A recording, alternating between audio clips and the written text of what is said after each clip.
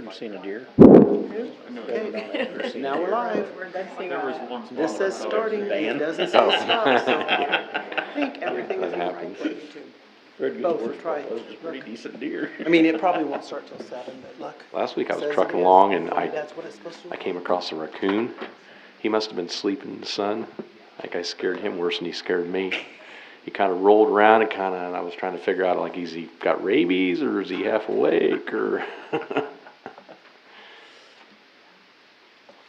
And Cindy, my limb's not gonna be out there. Just all of them. Pick it up. You can't pick it up. I'll bring my chainsaw. That's a pretty good, yeah, it's a I big have a little limb. chainsaw and I only got halfway through the thing. That's a pretty good sized limb. And laying out then there. I couldn't move it. I couldn't move it at all. And my Maybe this grandson, weekend I'll come down and help you out. my grandson had said, well, I'll try to get over there. Well, he works on Saturdays and, I'll see if I can get over Saturday. and then he went to go hunting yesterday, imagine that. I'll see what I'll do on Saturday. I don't think too much. Bring my saw down and help you out. I was going to move it to the curb so we can pick it up.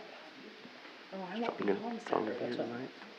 John? We're having Or not? Thanksgiving at my sister's. This week, okay.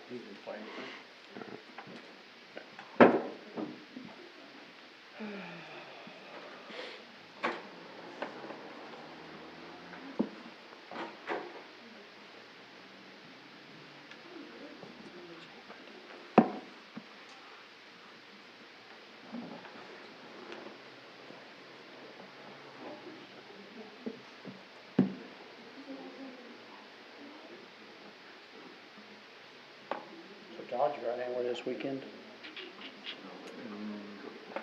No, we can think hard about that.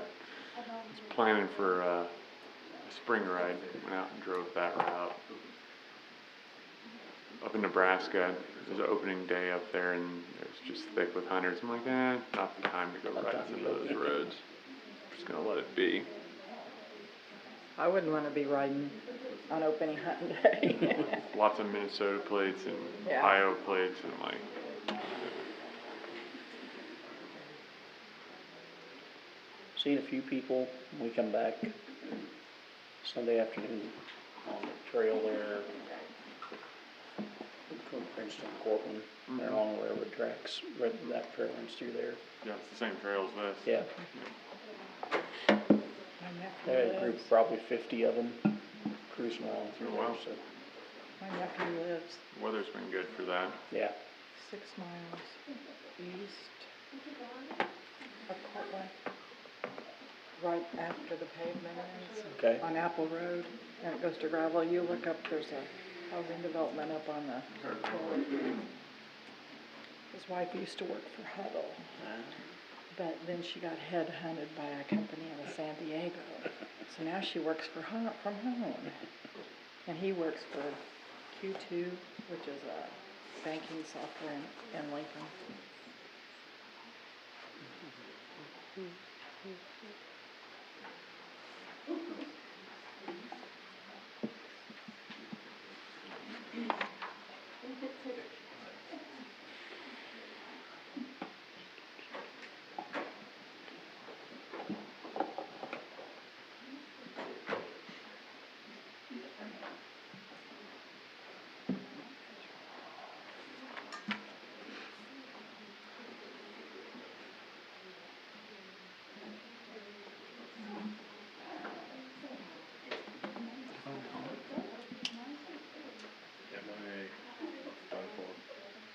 But it likes wrong.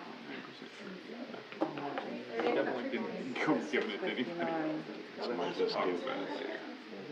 My garage would be completely torn apart, but I'm not gonna. Yeah. Well, that's what we've always gone off of.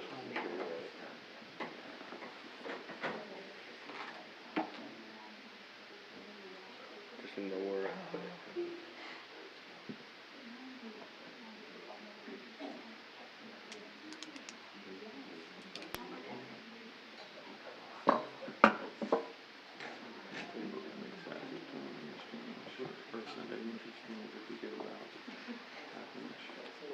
More rain. They gotta clean your vehicle. Mine says, It'll make it more funny. There's a little bit of slot. It has a lot of sun. I gotta wait for that one, But this it is the one that's on camera, There, it rained more than I expected. Nobody got stuck. But so. about everybody almost got stuck. That's perfect. It's greasy.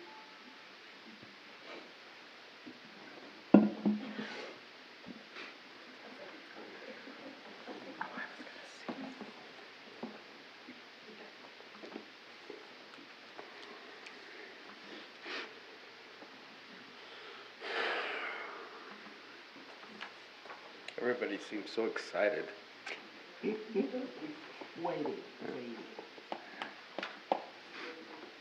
Cindy, it's on Facebook. Yay. Okay, good.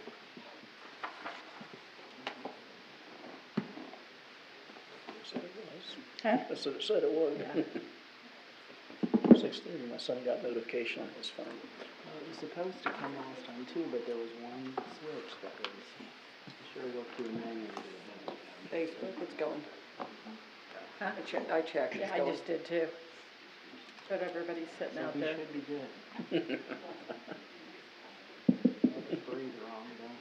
We've had technical difficulties before. And again. Yeah, oh yeah, we will again.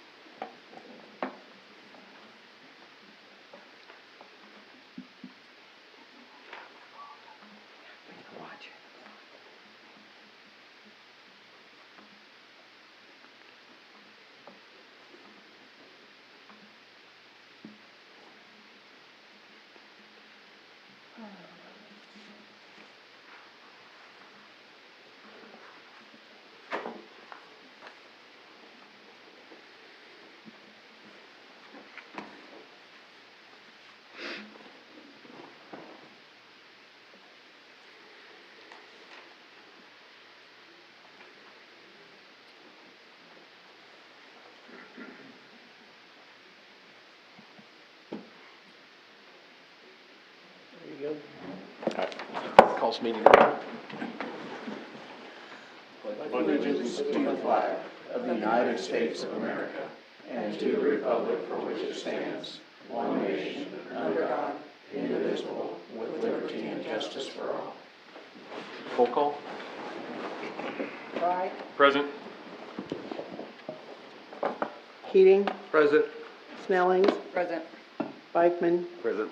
Garacki, Present. Price, Barron's, Here. Crom. Here. 7. Okay. First up, we have the approval of the minutes from the regular meeting on October 23rd. go. Move approved regular minutes, October 23rd meeting, 2023 as written. Second. Okay. Any discussion, changes? All in favor, say aye. Aye. Opposed? 7-0.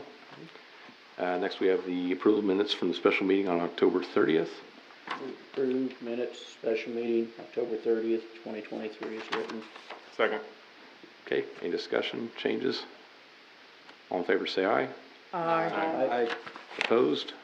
7-0. And we have the approval of the minutes from the special meeting on November 7th. Move approved minutes, special meeting, November 7th, 2023 as written. Second. Okay. Any discussion or changes? All in favor, say aye. Aye. Opposed? 7-0. All right, next we have public comment. Is anybody here for 5-minute public comment? Yes. Yeah, I can. Come up to the podium and name and ward. Rachel Bargdale is my name. Okay. So I'm here in regards to the house on 406 Jenkins Street. It was my aunt and grandma's house, and she recently passed away, and my dad, Chad Schwindeman, has been taking care of it. And he really definitely doesn't have the means to take care of that, and so I apologize, I did not realize that we were to this point, that there was so many issues with the house. So we have been working really hard this last couple days to get things up to code with the list that we were given, but we have a few things left to do. I really think it's just, would take us a week or so. I'm just asking that the city give us, some extra time to finish up that list. Totally fine to be the contact person for the city to, if there is any issues, or just making sure that that list gets done or whatever. Yeah, and we'll be discussing it later in the meeting, but yeah, it looks like some progress has been made in the last few weeks, so. Okay. All right, thank you. Yeah, just let me know if I can do anything, or like I said, I'm willing to be that person, and I apologize, I didn't realize, it was so fast, so. Do you have a phone number or anything? No, but I know somebody who does. Okay, I'm sure you do. You're at the store downtown. Thank you. Thank you. Thanks, Rachel. All right, is anybody else here for 5-minute public comment? Wow, he's down there. So Okay, now it's April. April? I did pass some things, I don't know, can I pass them No, that way? you can't. Can't, okay, that's fine. I can give them to them at the next meeting. That's that fine, way. yeah, that's fine. So again, April Todd, I'm the director of the Pony Express Partnership for Children. We're located down at 405 North 4th. So we wanted to come tonight and just kind of update you guys on some things. We've had a lot of changes over the last, couple of years, but especially this last year. So kind of wanted to just kind of get everybody up to speed, and then also talk a little bit about our daycare. So for those of you not familiar, we're a local family resource center. We provide support, education, and assistance to families. We recently became one of 10 funded family resource centers in the state and are now part of the National Family Support Network. We're just a grassroots organization. We started in 2014. Some of you may be familiar with the organization MECREC that previously had Lincoln Center in that building. They lost some grant funding, and when the doors closed, we were kind of this small group of people that decided to kind of pool resources and make sure the doors stayed open so services stayed accessible to families. So that's kind of how we got here. In February, it'll be 10 years, which is kind of crazy. But our primary sources of funding are the Kansas Children's Cabinet and Trust Fund, the Department for Children and Families, local trusts and foundations, and then obviously private donations. And our goals are just really to help people in the community and make sure that they are safe and stable and successful, whatever that looks like for their family. And services we provide are varied, but some of the things include emergency rental and utility assistance, housing, food resources. We have a kitchen restore for people that need kitchen items or small appliances for making meals for their families. We offer a GED program, case management, and we are the organization that manages our county's Salvation Army funding. In 2022, we served 1,000 parents and children on a walk-in basis. That is just people walking through our front doors during business hours. Those numbers are considerably up from the year prior, and this year we're on track to be considerably higher than that. We have recently begun providing trainings to area communities and school districts, which is really cool. We've been to Abilene and Dickinson County, and then several school districts in the area. We do have contracts for 2023-24 school year for Wamego and Onega again, to provide trauma-informed systems of care, training, and poverty simulations and that kind of thing. We also provide guidance to other communities that are interested, like I said, in copying kind of our model for how we're providing services. In 2022, we really, like everyone else here, recognized this huge need for childcare. It's been obviously a huge issue for many, many years, but it's tough, and that's why people don't take it on. But we finally were given some extra grant money and decided to just jump in with both feet, honestly. And so we recognized it as something the community needed, and we opened the Bright Beginnings Daycare then in January of this year. For those of you familiar with the block, and I can get these to Cindy and she can share those with you. They do have the map of the block and stuff on them. We're in the south end of the building that Cope Development owns on the northwest corner of the block, if all of that makes sense, right next to DCF. So we, of course, pay rent and utilities for that space. In July of this year, we learned that Head Start would not be reopening here. Huge loss for our county, but Head Start was previously housed in the building on the southwest corner of our block. And we are the owners of that building. And so between the loss of income that we lost from their renting that space and what we're paying to rent the building next door, it's coming out of our pocket about $3,000 a month at this point. So it just seemed logical that we would move into the building we already own versus paying rent to somewhere else. In order to move, a new license is required. Unfortunately, even though we already have a license for the place next door, a license is required with fire marshal approval, of course. We have everything needed to move forward with the new licensure with the exception of zoning approval from the city of Marysville. The Head Start building has been licensed as a child care facility for the last 18 years. So unfortunately, any new entity that takes it on has to get new zoning approval. We have been in communication with the city regarding this zoning process since about mid-October. We've provided documentation, and that's what I was going to share with you, is what we had provided to the zoning inspector.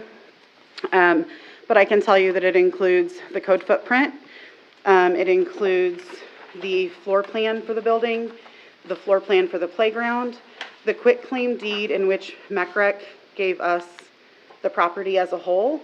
It shows both street views, aerial views of the property to show that the Head Start building, the physical address is 302 Alston. It sits on lots 7 and 8 of block 77 in the Palmetto edition. And then the legal description as provided by the abstract office. So that's what we've provided to the zoning inspector thus far. Unfortunately, we still are required to have a site plan. A site plan was never done on that building as far as we have been made aware. I've talked to the previous administrator of MECREC. He is not aware of one. I've talked to NECAP, who ran Head Start there for many years. They're not aware of one. It was not something that was done when they built that building in 2005 under the umbrella of MECREC. So it was not done then either. It wasn't done when it was built, and it hadn't been done up until we took ownership in 2014. We have consulted with CES Group, and the situation, it sounds like, could cost us up to $3,000 for us to acquire said site plan. As a nonprofit, I'm going to be honest, it's not doable for us. That is not something we have budgeted. It's not something we expected to have. And if required, will likely result in us just opting to close the daycare because we just don't have the funds to do that.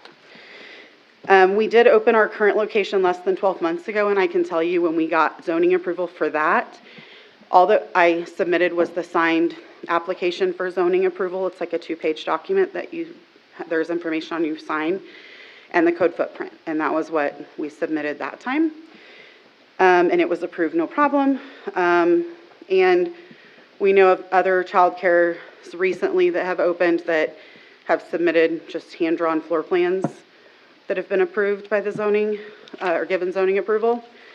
I'm just kind of hung up on what the situation is, that the site plan is required for our situation specifically. So I guess tonight, in addition to just kind of updating you guys, I'm asking that the council waive the requirement for us to have the site plan requirement for, yes. The council can't waive that. The planning commission can waive Okay. that requirement. And if you ask them, and my guess would be they probably would. we but have you have asked the zoning inspector, does that? No, Okay. the whole planning commission is who you have to go in front of. Okay, You just have to get put on the agenda and meet with them. okay, And like I say, my guess would be they probably would waive it, but you'll have to ask them to do that. December. what's that? He asked me when. Oh. And I said the Maybe next next. meeting would be December. Do you know when in December by any chance? Well, we just had the planning and zoning, so it must be the second Thursday. Okay, That sounds right. I think that's right. It's always in the About the same middle of the place, so month I and would guess it every would be December 14th. okay. Okay, that's, okay, it is what it is. Okay, then I appreciate your time. Thank you. Thank you. Is the consensus, though, that the council's gonna support?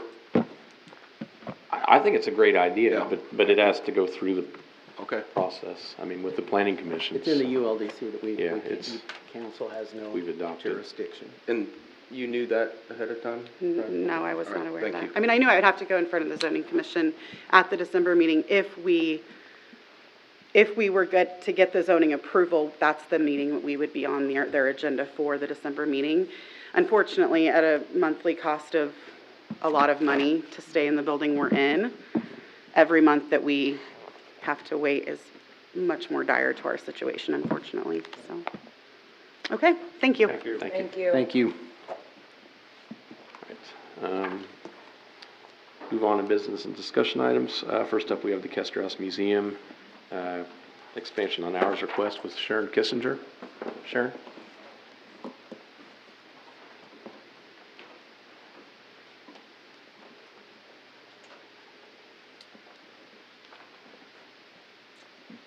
Well, I'm here to, I guess you've all got the letter that I asked, requesting that we have some winter hours at the museum. And I think I stated in the letter that we were thinking maybe we could do it on 3 days a week, Friday, Saturday, Sunday. But we could vary that if we need to, or whatever. Jill, in case you don't know, this is Jill Schmidt, and she's the tour guide and the administrator of the museum right now. And this is Rory Clark, and he's a member of our advisory board. And by the way, we have a full advisory board now. We have 7 members for the first time. I guess we haven't had any members for a long time, but Ralph Ballon is here, and he's the chairman and has been for years. Ralph, you wave, please. And then I don't know if you know Sharon Phillips. She's a new member with Rory, and let's see. Rachel Fry, yeah. Nobody else. The other members are Karen Hughes and Michelle Whitesell, and that's all of us, I guess. So, you know, I was wondering when I was sitting out there, how many have you have taken a tour of the museum? Recently? Last year, yeah. Okay, well, I was interested in that, and because we're interested in more communication between, we would like to be a true advisory board, and and we're hoping to, the engineer from Manhattan is going to come soon and try to do an HVAC plan for the museum, because as we know, the heating and air conditioning isn't currently all hitting on all floors. The ground floor is heated now, and the one southwest upstairs bedroom we're in, by the way, our foundation has started work on that ceiling up there finally, because our contractor wouldn't start until we knew we had heat, and it was reliable, because we all know what what happens to buildings that don't have heat in the winter. And so we're hoping that we can come up with some new solutions to heat the entire house in a more efficient way. And but anyway, getting back to the hours, do you have any questions about? We'd like to be open more during the holiday season for sure, because And you're asking the city to pay her wages? yes. But I think she can only have so many hours, can't Right. she? Right. She was already over 800, so What is the limit of hours? 1,000. Well, 1,000 is for capers, but for seasonal, they have to be off over 13 weeks in a row. They can't work straight through no matter what.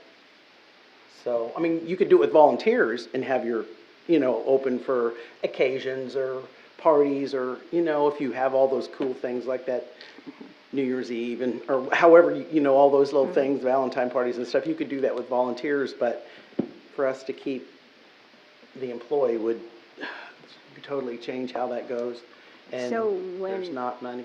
When we started closing on Mondays, did that It helped, not? but you had 2 people there before, so all the hours didn't go to one person. So that's what changed to get over your 1,000. You had 2 people picking up the hours.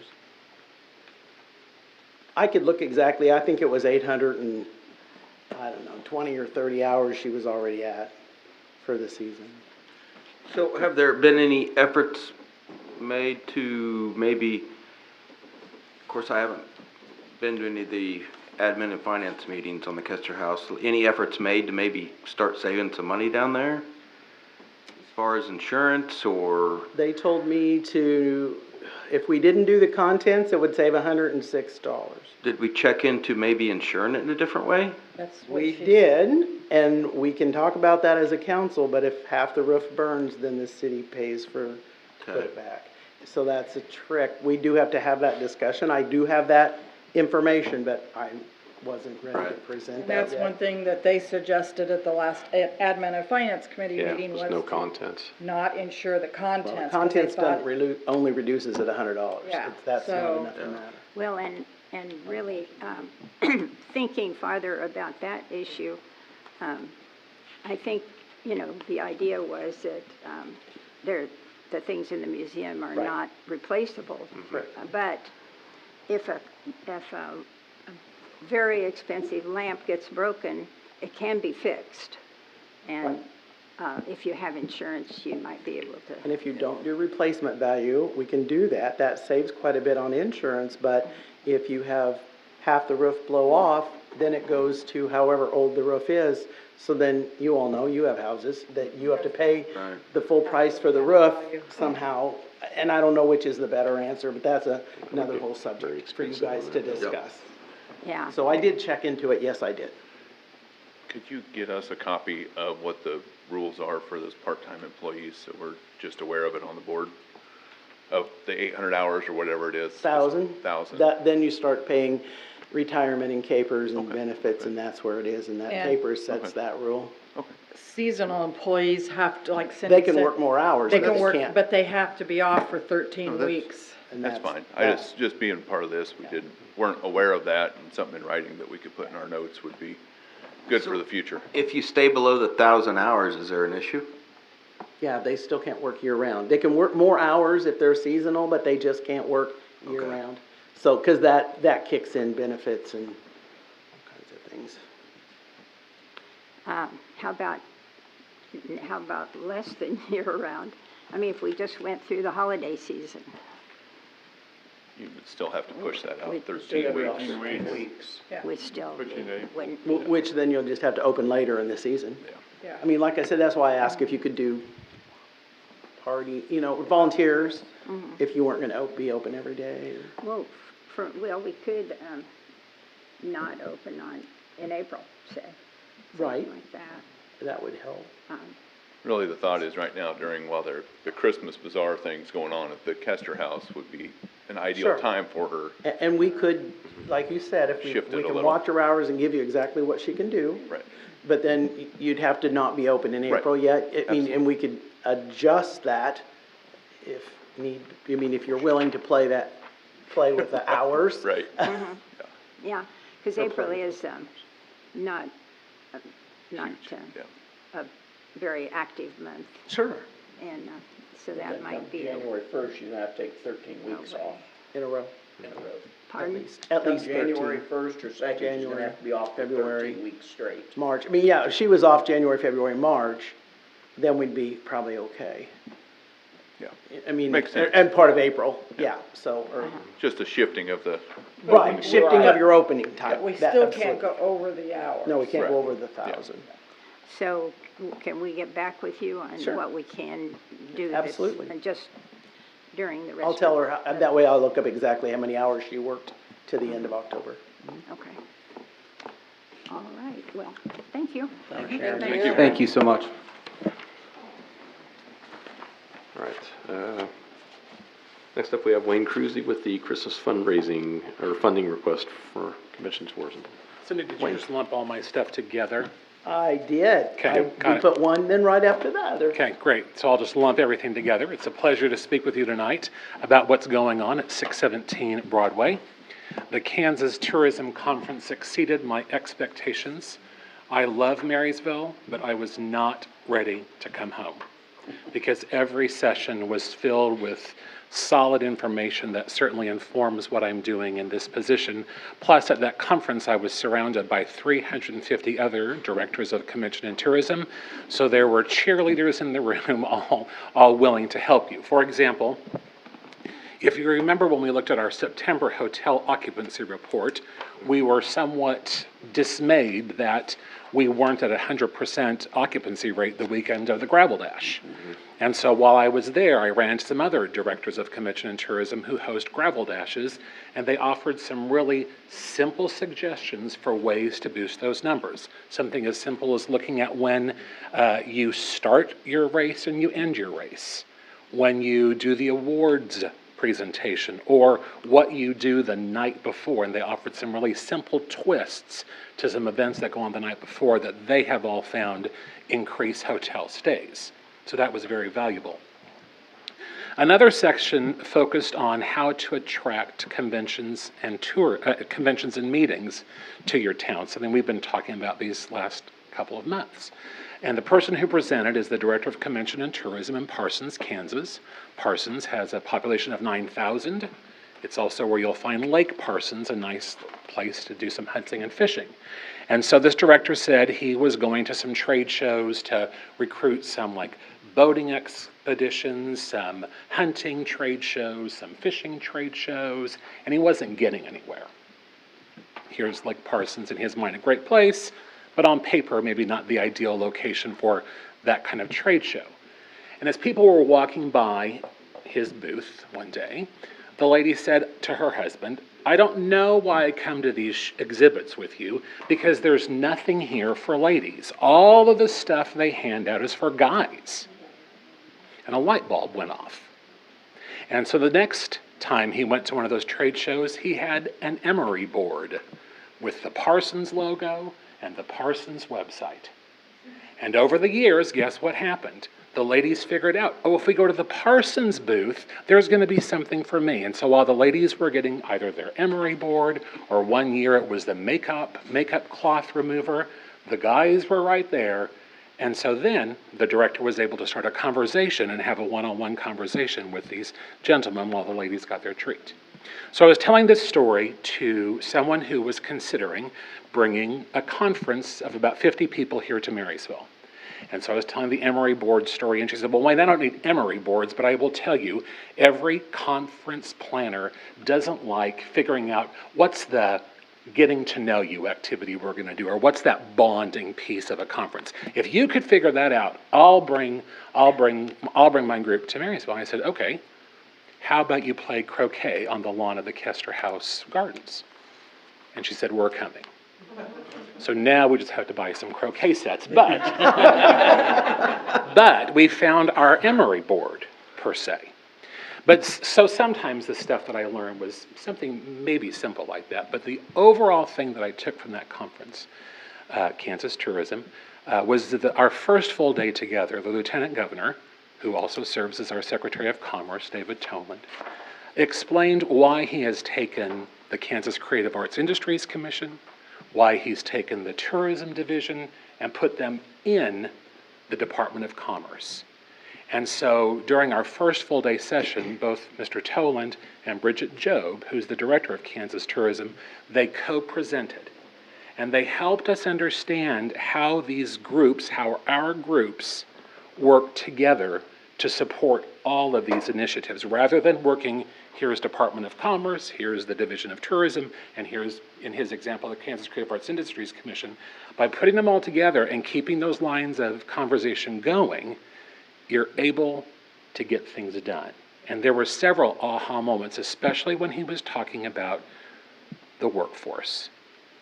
And I will tell you, when I talk to every business, no matter if you're someone who has 3 employees, 300 employees, or 1,000 employees, the one common thing is we have a workforce issue. And Mr. Tolan said, I know we all want our high school kids to leave and go elsewhere, but the reality is we have to keep some of our high school students here. Some of them have to stay to fill some of these positions. And so we have to think about, do our kids want to stay here? And so if you looked at that word cloud that I sent, the question that we posed to the high school kids was, describe Marysville in 3 words or phrases. And when you look at that word cloud, it's even. For every person that said fun, the next person said boring.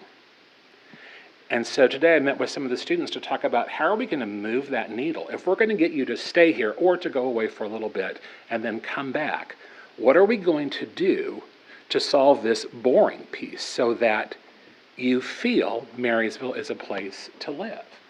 And some of the things they talked about are simple in theory. They're like, well, Wayne, we don't have anywhere to go. Like, we have to go to Walmart to hang out together because there's nowhere else to go.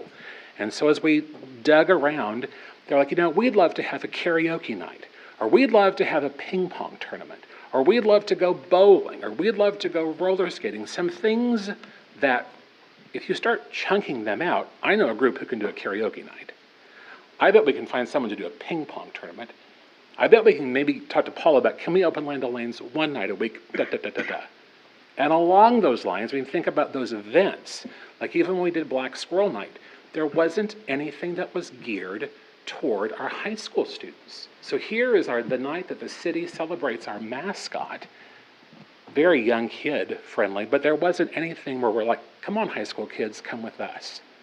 I had this conversation with the Museum Alliance, and I noticed as the Historic Courthouse put their plans in place for Christmas opening on December 2nd, they have a whole bunch of activities geared toward high school kids.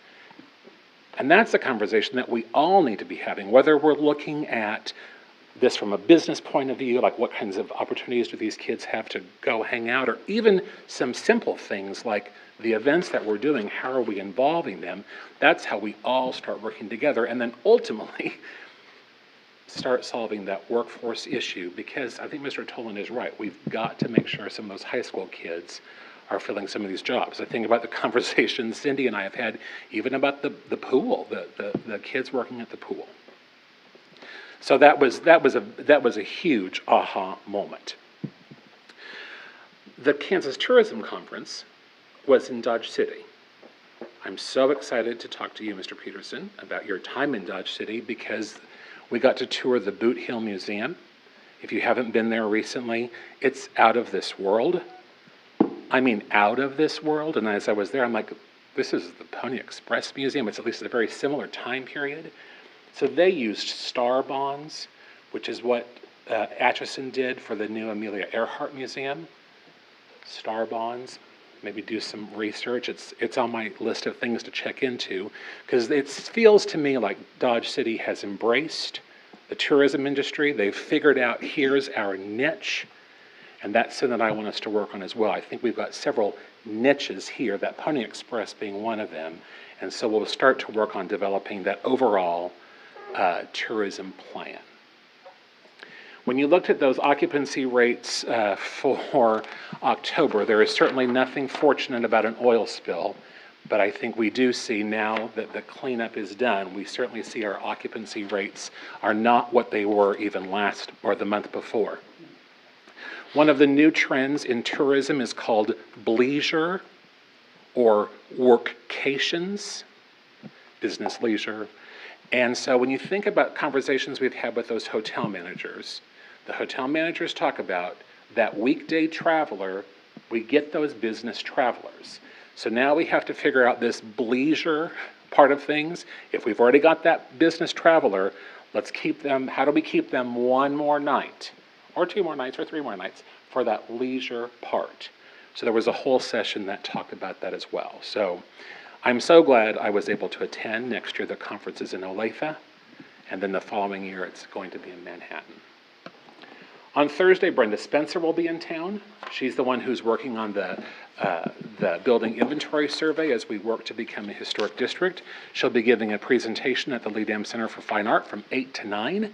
She'll talk about what it means to be a historic district. She'll present the map that she's going to suggest for the historic district, so I hope all of you can attend. And then you'll notice in the rest of my letter, I outlined all we have going on for Christmas, a month-long celebration. So if you have any specific questions within that, I'm certainly happy to address that.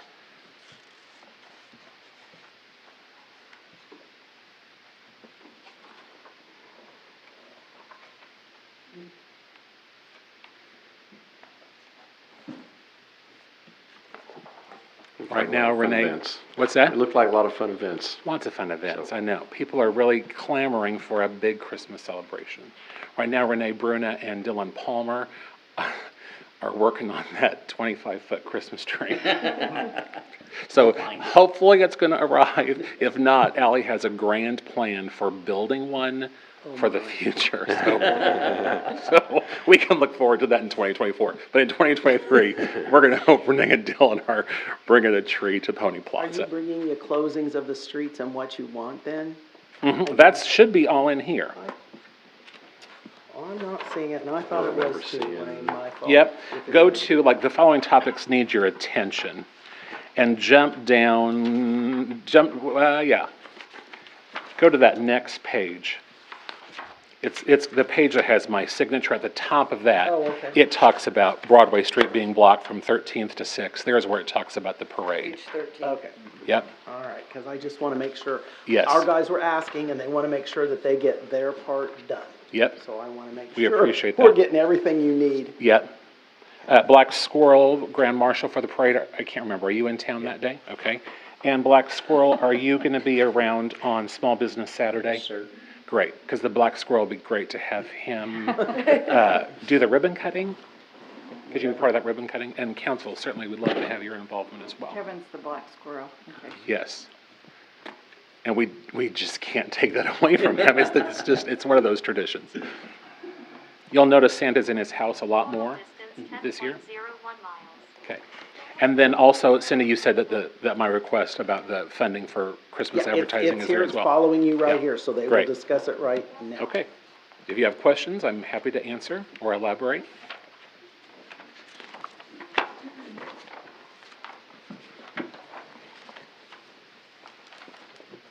Move to approve the funding for convention and tourism for $4,500. Second. Okay, any discussion? All in favor, say aye. Aye. Opposed? 7-0. Then we need a motion for the street closures. No, move to approve the street closures for the upcoming activities in December. Second. All right, any discussion? All in favor, say aye. Aye. Opposed? Okay, 7-0. Great, here we go. Thank you, everyone. Thanks. Thank Thank Wayne. you. Thank you. Okay, next up we have the storm sewer no, we have the Nope. convention tourism contract. Yeah. 19 to 22. Yeah, it just is what's presented, so. Hello, I am Maureen Christ, along with Sadie Gephardt and Mandy Cook from Marysville Convention and Tourism, and I also have Rory Clark and Rachel Fry from Marysville Chamber and Main Street, and we are here to make a recommendation to hire Wayne Cruzy for a permanent position starting January 1. And I think it's you see Wayne, he just showed you exactly why he is the perfect person for the job. Wayne is a big picture thinker. He's an incredible communicator. He has gotten so much done in the 4 months that he's been in that position already, and that has in a temporary capacity. And I just think we've got big things ahead as long as we have Wayne on board.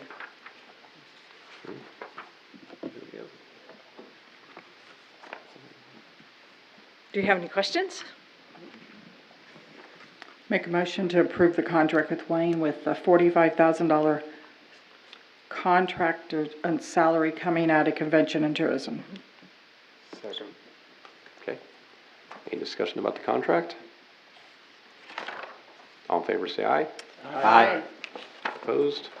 Okay, 7-0. Awesome, thank you. Thank Thank you. you. Thank you. Thanks.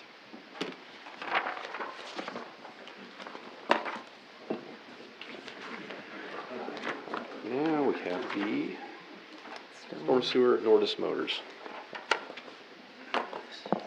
So I guess you can see the map that's attached, and in discussing it with Kent and,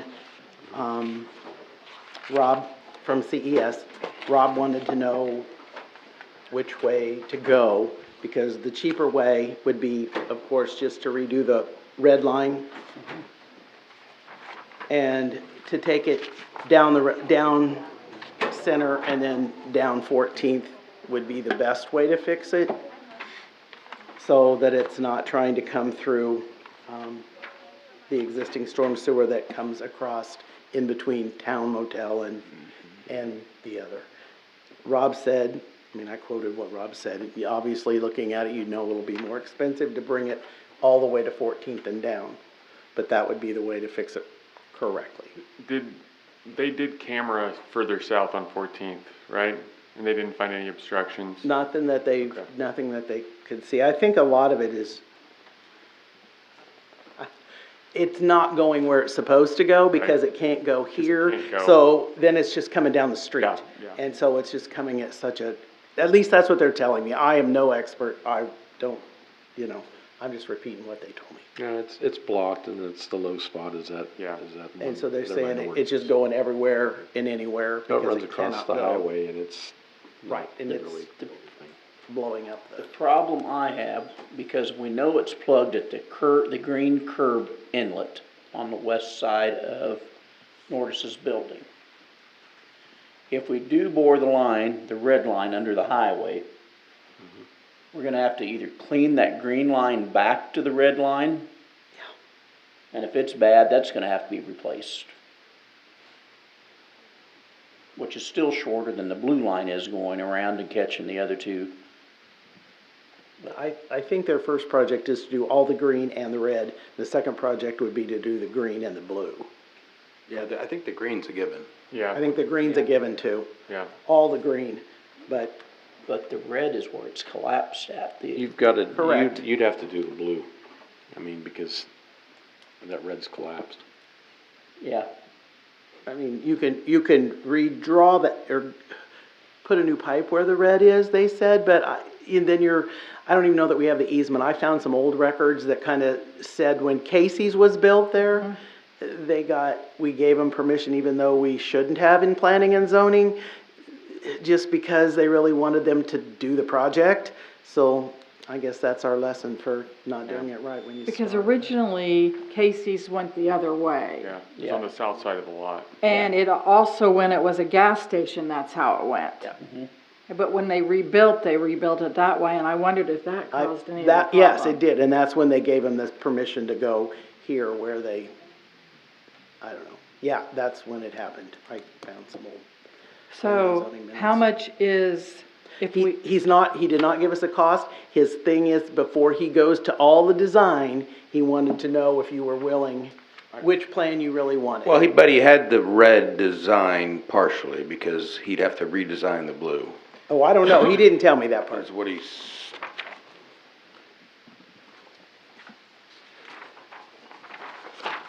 Says, CES said option 2 blue has not Been designed at all. Right. engineered, Will cost done, 4 to 5 and will quarter so funds. how much, do we know how much option 1 red is? nope. He gave us no cost. Now, when you look at 4 to 5 times the amount of the red one, Yeah. The obvious thing to me is red, but yeah, I'm not gonna argue either way, but I think that if he's done some preliminary engineering on red and feels that that's doable, I think that's the route we should go. Cause you look at blue, you're tearing up 1, 2, 3 intersections basically, not really intersections, but Could they Any- bore I'd- under the I'd- highway Well, either way, yeah, they'll bore the highway either Oh, way, Yeah, but still. and bore under 14th Street? Will they do that? That's not in the street, that's Right, on the right, side, it's that's on- in the parking. Right. I don't know, I think Rob liked the blue. I A mean, lot, it but- looks The like right a way to better do it is that solution. way, but I don't Yeah. know where the money's at. Yeah, and That scale Is right it gonna now with be the other things we 100,000 have compared going to on. 600,000? Without numbers, it's, Yeah. Yeah, I mean, I'm inclined to do it right, but it's at what cost?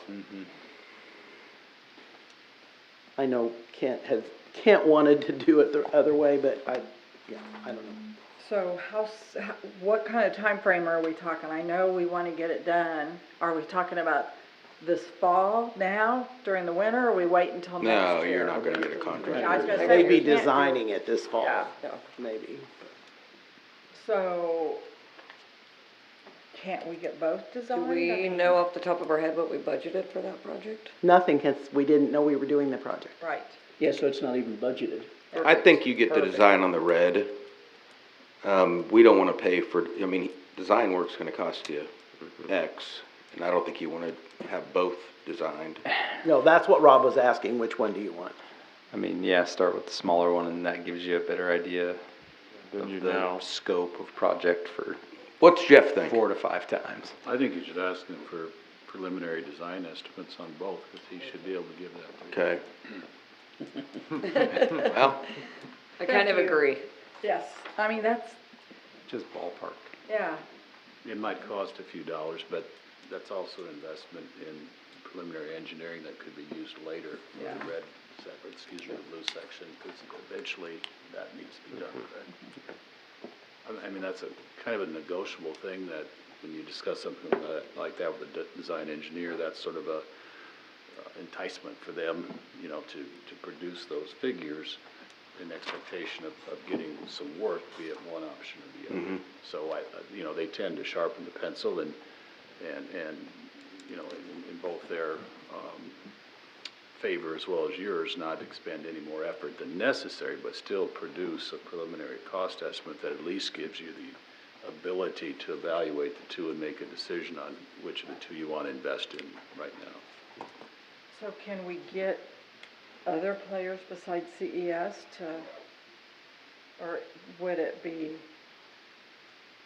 Well, It might be easier to get preliminary cost estimates if you opened it up, because that's another incentive for them to produce that.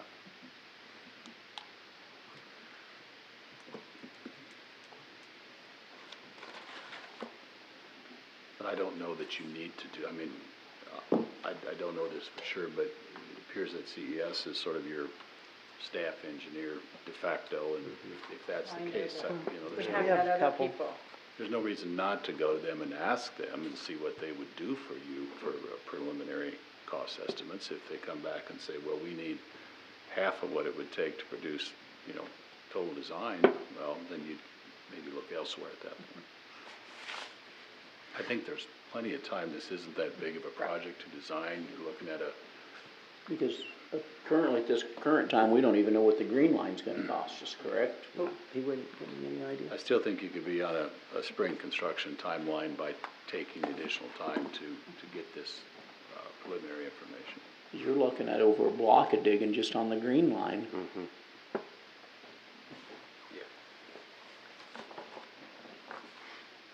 Oh, yeah. Yeah. Because they're moving that line out from underneath the building. parking lot in the building. Yeah. And so does this go down the side of the street? It doesn't go under their parking lot, does it? Right, down the side of the street. And this is That's this, the new line. but is this, did we put new curb and gutter here or just out here? I don't think we put any on 15th yet. Okay, it was on, Yeah. That apron along the highway there is really, really rough anyway, so. It is. It'll be easy for them to dig it up. Yeah, I'd like to see some figures on it though. yeah, I'd like to make a motion, we go back to CS Group and ask for a preliminary design cost estimate for the project that's presented on this map with the option of the green and red and the green and blue. Second. Okay. Any further discussion? All in favor, say aye. Aye. Opposed? 7-0.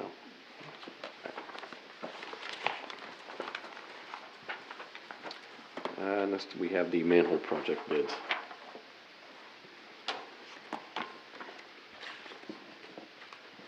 And we bid these out, when was this, was that the spring? Thinking, we only had one bid that time and they came in, it was way high. And so we decided to go ahead and put it out for bid again, see if we get some more interest. This time at least we had 3. And that one came in below the. 4. Oh, no, we had 3, you're right. Okay, I And they had thought it three. was 3. Yeah. And it came in actually a little bit below the engineering estimate, which is at least nice.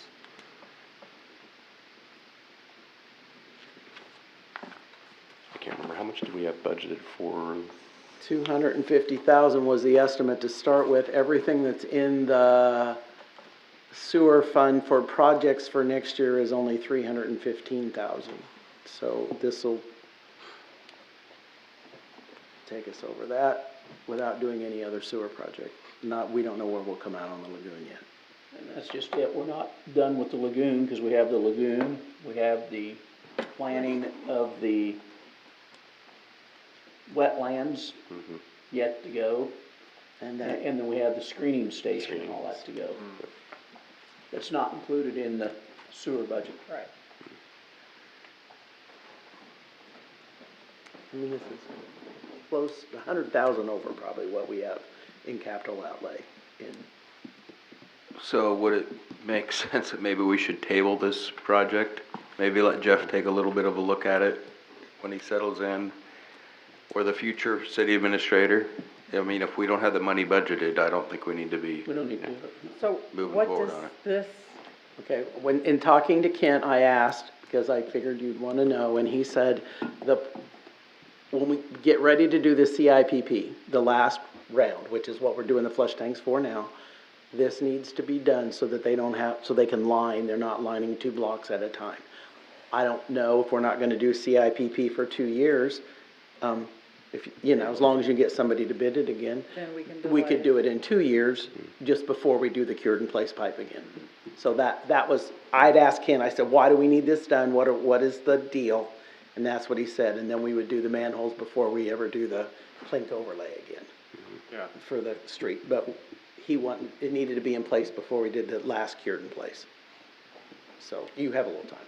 Because the clink overlay should be in 2027, Maybe we did it in 17, I just looked. 17. 17 was the last one.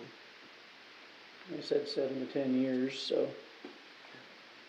We do Mayor, if I 24 may. or 27? I looked a little bit at the sewer financials today. We produce balance sheets here. I don't even know if you do, but I assume you do. Well, yeah, we have Okay, yeah. so I just looked at the cash side of things, because there are a number of items on the agenda that hadn't been budgeted for, the resources hadn't been identified. This includes the 4 little projects that are later in the agenda, as well as this. And I don't know, and I think Cindy could clear this up for me pretty quickly, as far as the current project, how that is proposed to be funded, and if all of those monies are currently in place, or if we're dependent on future revenues in the sewer department. But let me just drop to my point here. It appears to me that the sewer fund is not generating money back into its fund balance. In other words, the O&M side of it is consuming all of the revenue, I believe. Need to do more work on that, which would, I think, call into question the ability to do these unbudgeted projects without knowing what your unobligated reserve situation also looks like, and what other obligations there might be there in front of it. In other words, I'm sort of suggesting tonight the need to take a pretty comprehensive look at the financial side of the sewer utility to determine its ability to not only sustain its O&M in a given year, but also fund capital projects internally without having to go to, an outside funding source such as a grant or a borrowing. Am I correct in that, in terms of my sense, Cindy? I mean, Right, I mean, I think you are, we don't know exactly what it's gonna take in the end for the lagoon, you know, the parts that, till we get that all done, where we're gonna be at, cause we put the ARPA money in there. Yeah. There, you know, we know that we have to do something at the Nordis corner, whether we want to or not, that's definitely. Originally, this It's a project danger, here but, was supposed to have been done last year. Right. right, but that wouldn't have changed our ability to pay for it. No. And we bought a sewer truck that we're paying for. so I think, you know, I think we could pull all this together fairly quickly. I'm not saying necessarily by next meeting, but fairly quickly. It's just a matter of getting the information and looking at it and doing some analysis, and then, you know, preparing a presentation for y'all so you can go into these discussions with your eyes open on the financial part of it. So we just table this for Okay, the yep. time being. Motion to table. Second. Okay, any discussion? All in favor, say aye. Aye. Opposed? 7-0.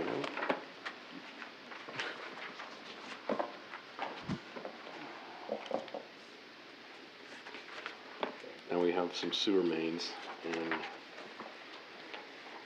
Jeff, you talked, well, we talked to Ken kind of this morning about this, and I have a little bit of input on this because I was involved in one of them last week. That was it's a shared, we have in various places around town where we have a line that runs through an alley and maybe 4, 5, 6 different residences dump into it, but it's not a city sewer main. It's basically a private shared party line. And what will happen, and what happened with this one was that there's a section that is in bad shape. It's down at the bottom. Everybody else up the top flushes their stuff, and it goes down, and it was bubbling out of cleanouts and everything, and then running down the alley and all that good stuff. That one I got open, but it's got a bad spot because my cable got in there and it got stuck, and I had a heck of a time getting it out and bent a section of cable and about broke it. There was another one I think that Kent dealt with here recently. That was another one of these sections. It's been a while back. One of the workshops I remember that we talked about that once we got these sewer linings done, then we would switch and try and fix some of these party lines and things like that that needed done. It's the same thing. It's something that needs done, but I don't know if the money's really there right now to do it with all the other projects we have going on. Unless you just want to do one of them, but I think there's at least 2 that I know of that are pretty well basically collapsed. I mean, the alternative is you could, like that bad spot, and this one here is the alley that goes behind Dollar General. It catches all those, and there's a bad spot clear on the east end. I measured it off about 55 feet from that clean out, so it's about where the concrete just is all broken up, and it's probably not very deep there. I mean, you could probably have our guy, if you wanted to, you could probably have our guys dig it up and replace that bad spot. But you're if still you back had to a party line. Yeah, that's the thing. Technically, not we legal. shouldn't be fixing it because it's not really our sewer line. Can't run a big machine down it because they're only, we can't line it because they're only 6-inch lines instead of 8. Like I say, we've got a few of them. These 4 at least, and I'm sure there's probably more than that. So what's our ruling if we go in and we pull the party line out, put in an 8-inch sewer line? Do we get to go back and tag everybody for a tap coming back into it? Be up to you. Sometimes on those projects, we don't charge them, and a lot of times we're doing a water project, we don't charge them for the pit. It's included in the project. They'd have to hire a plumber probably to come and do the connection unless it's right there where that main's going. You're wondering about a tap to cover Sewer the tap. cost of the replacement? Yeah. Not just a regular tapping fee. Because if you built a house, you'd have to You'd have put to your put a pipe tap in. fee in, right. Right, and That'd be an expensive tap fee. it'd be if you had to put the whole pipe in, but that's what they do in housing developments. Mm-hmm. And I remember at the motel, we had one of the last party lines for water, and we went straight into the water tower, and every little old lady that lived in that block had to replace their water line.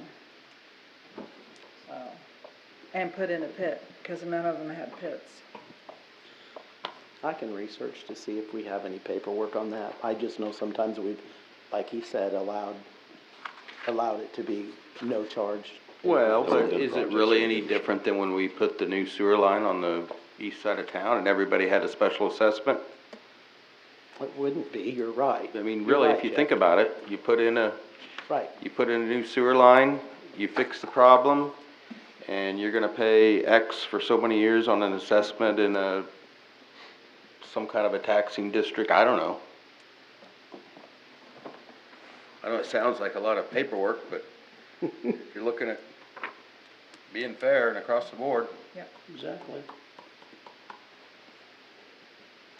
So how many party lines do you think we have with sewers? I mean, there's at At least least 4. four that but we know there's of. probably That we more know than of right there's now. probably Right, more. and that's the problem, do we know of them all? well, we find them sooner or later. Yeah, we do. Pretty sure there's more. Huh? Pretty sure there's more. I'm sure there is too, but these are the 4 we know of right now. Well, these are the 4 that we know that run in an alley. Yeah, I mean, I know of a lot of them that I deal with that run through 2 or 3 people's yards. It catches 3 houses and then goes and dumps out in the sewer line. But these are the ones, but those aren't, at least aren't in an alley. But these are the ones that are in the alleys, at least that we know of. I move we table this and let the city administrator take a look at it. Second. Okay. Any further discussion? Well, he's getting a big list. Administrator, this is the. The interim. Hey, be more specific. Sorry. Right. All in favor, say aye. Aye. Opposed? 7-0. Okay. Mr. Mayor, while we're still on this subject Yes, with the sewer line and stuff, I know Jadwin's supposed to start the water project here on Broadway down and across on 10th Street. Looking at the outlook for the incoming weather and stuff, do we really want to have them start this time of year on a water main project that's going to take a block and a half south and 2 blocks east? Even if they bore it, they're still gonna have the equipment, and he told us that the equipment does not run when it's below 0. Yeah. Do we want the holes open all winter? I don't think you do for snow removal. Do we just and the wanna wait Christmas and have him activities. come back in the spring? No. Wait. Now you wait, you're gonna be paying a mobilization fee. Typically $50,000 to $70,000. I don't know.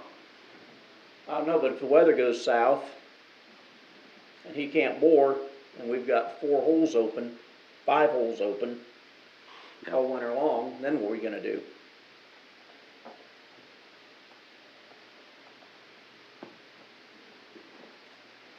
Not gonna be fun for snow removal. Huh? Not gonna be as fun for snow removal. Right. I'm sure it's not their first time they've done a project like that in the winter, is it? He did tell me when we did the pre-construction walkthrough last week, that if it was too cold, he would not bore, he would not run his equipment.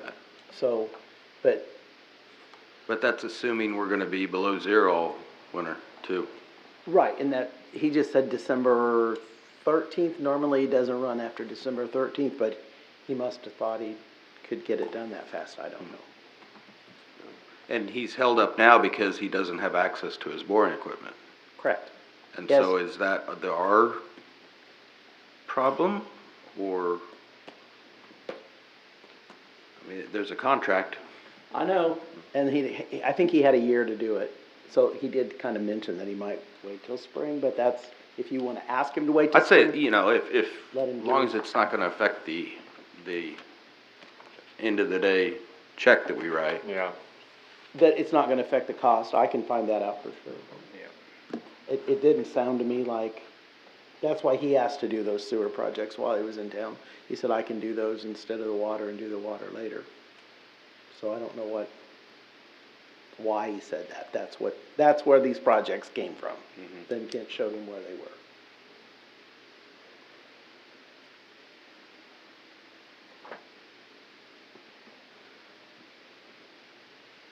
I don't know, just food for thought, I mean, I'd say, ask him about waiting and if it will cost us any more what the mobilization fee Yeah, would any of be. that stuff, wouldn't you? I mean, if he knows he could get it done, Forecast looks pretty good. I was gonna say, we look like we're gonna be pretty mild. Up through 50 through the end of the year. But then it's gonna turn just like that. You guys just. Yeah, I know. Come on now, come on.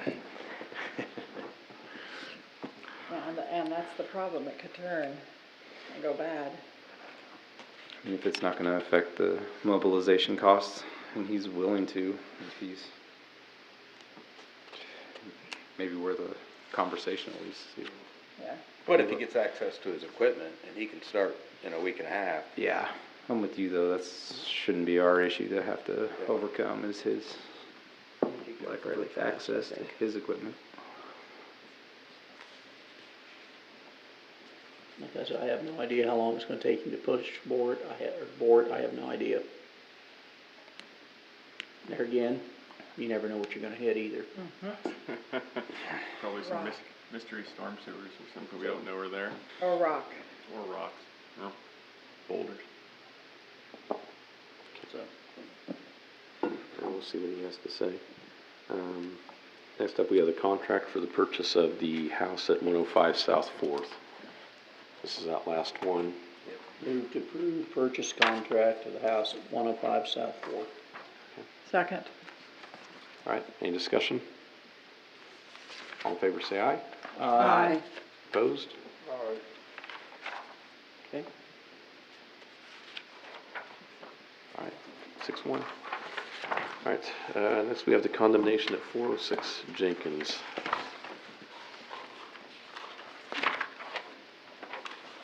Okay, if you look at your pictures, I had him take pictures today. The front one's 406 Jenkins. That was the property that Rachel was indicating when she was here. And I think mostly all that's left to do is paint, in his opinion. Or what pictures of what we had before and pictures of what is there now. And I think that the wood that you see leaning against the house wasn't there before because that's the boards they took off the porch and they now have to haul them to the CD pit. It looks pretty organized around it. Yeah. Definitely, when he got involved. Is this the one that lady was here? Yeah. Yes. Mhm. Yeah, they've done a lot of stuff Now in we the last got week to or the so. right. It has come a long way. Oh my The gosh. porch looks Quick. a lot better. All of a sudden. Yeah, just boom, so.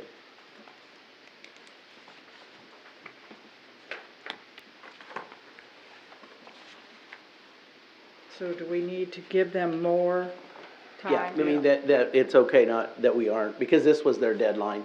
So you can say there's been enough progress and that we aren't gonna end the condemnation till however long you wanna give them. Then they can check it again. You can check it again. First of the year? I don't know, it's getting Can you late to ju- paint. I guess it's too very Can you late to just paint. suspend it and then obviously it's gonna be on our radar and. Yeah, then we have to start the whole process Or all we the can way kick over it, again. can we kick it out a long ways? You can if you Like want. March 1, or, I Yeah, mean, you can if you want. or April 1, the end of the first quarter. Maybe by then they'll be warm enough they can get it painted, maybe. Sounded like they were making a lot of headway. Or you can just willing say I that- wouldn't paint it right now. Well, maybe you could paint it this week. I don't know, it's not supposed to drop below 50 overnight when you put paint on it. Yeah, I know. I mean, so you probably The are west looking side. at next spring, but, Yeah. and you can I take it feel to like next other than the spring. paint, they've made progress. Yeah. Oh, yes, the porch looks so much better. The gazebo's gone. Yep. Yeah. And The brush that was outside is Is gone. gone. The roof's the limb off the cleared. roof. Yep. The roof is secure, absolutely. So you can, Well, I guess I moved, we pause condemnation and revisit June 1st of Okay. 2024. Oh, wow. June 1st. I was thinking April 1st. I wanna give them time. I'll second it. I wouldn't go out and paint in the next 4 or 5 months. No. No, I wouldn't either, but Getting warm.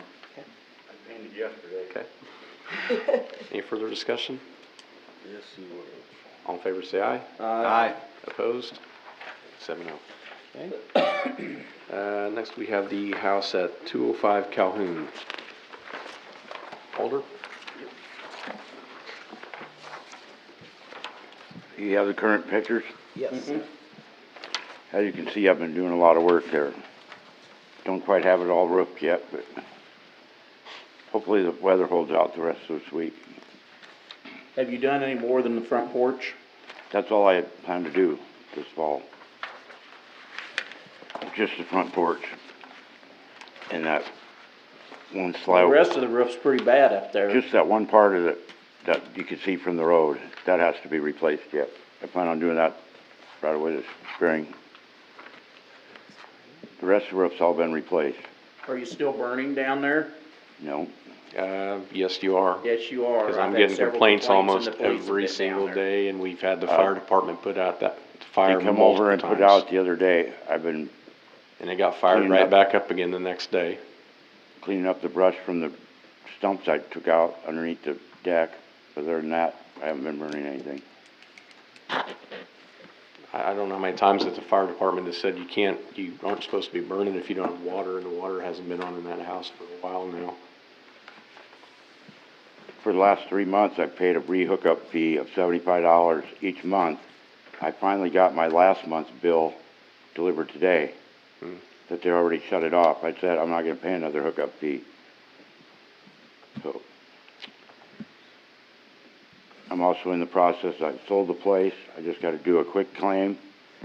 They seem to have, lost my forwarding address or something, 'cause I had it in well in advance of 2 weeks before it's disappeared.